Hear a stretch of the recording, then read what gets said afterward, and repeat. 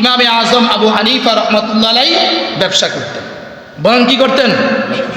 আবু হানিফা রহমতুল্লাহ আলাইহি যখন ব্যবসা শেষ করে সন্ধ্যাবেলা বাড়িতে আসতেন, আসতে কিছু মিষ্টি নিয়ে আসতেন। কি নিয়ে আসতে বলেন? আয়না তার খাদেমকে বলতো, ওই যে আমার বাড়ির সামনে অমুকের ঘরটা দেখা যায়, তার বাসায় মিষ্টিগুলো দিয়ে আসো। খাদেম বলতো, হুজুর কি জন্য? আবু হানিফা বলতে, এটা বলা যাবে না, তুমি দিয়ে আসো। এরকম অনেক দিন করার পরে একদিন ইমামে আজম আবু হানিফা রহমতুল্লাহ আলাইহি তিনি মিষ্টি অফ করে দিলেন। ওই লোকটা পরের দিন আবু হানিফার কাছে আসছে। আয়েশা বলতেছে, হুজুর দৈনিক বিকাল বেলা আপনি যখন ব্যবসা বাণিজ্যের দরজ তাদরিসের কাজ শেষ করে বাসার মধ্যে আসেন, আমি ঘরের দরজার মধ্যে দাঁড়ায়া দাঁড়ায়া আপনার হাতের দিকে তাকাইয়া থাকি, আপনি কিছু মিষ্টি নিয়ে আসেন। আয়েশা খাদেমকে দিয়ে এই মিষ্টিগুলো আমার বাসার মধ্যে পৌঁছিয়ে দেন।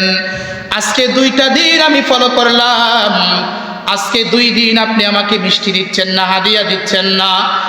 ইমামে আজম আবু হানিফা রহমাতুল্লাহ আলাইহি বলেন, বাবা দুনিয়ার মধ্যে লাভ ছাড়া কেউ কোনো কাজ করে না। যদি কেউ জানে কাজটা আমার লস হবে, সেই কাজটা করতে যায় না।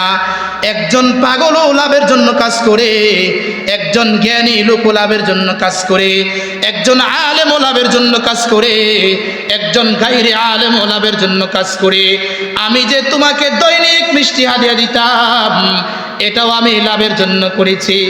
লোকটা বলে, হুজুর আমি বুঝতে পারলাম না। বলে, বুঝবা কেমন করে? তুমি ফাদাল ফজরে, তুমি ফজরের নামাজ না পড়ে পড়ে দোকানপাটে হেঁটে হেঁটে আমি আবু হানিফার তুমি গীবত করো, বিরোধিতা করো। আমি আবু হানিফাকে তুমি গালি দাও।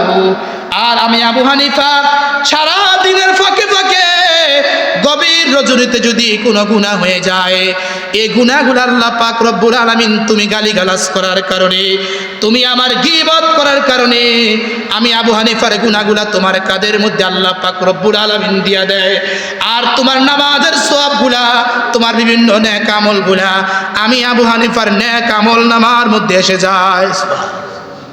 এই যে একটা উপকার করো, এর লাগে আমি তোমার মিষ্টি দিছি। আজকে 2 দিন আমি খবর নিছি যে তুমি আমার গীবত করো না, তুমি আমার শিকায়াত করো না। এবার আপনারা এই ওয়াক্যতে কি বুঝলেন? যদি আপনার কেউ গীবত করে, আপনি রেগে যাবেন? বুঝলেন? রেগে যাবেন না, তারে খাওয়াবেন, মিষ্টি হোক চা হোক খাওয়াবেন।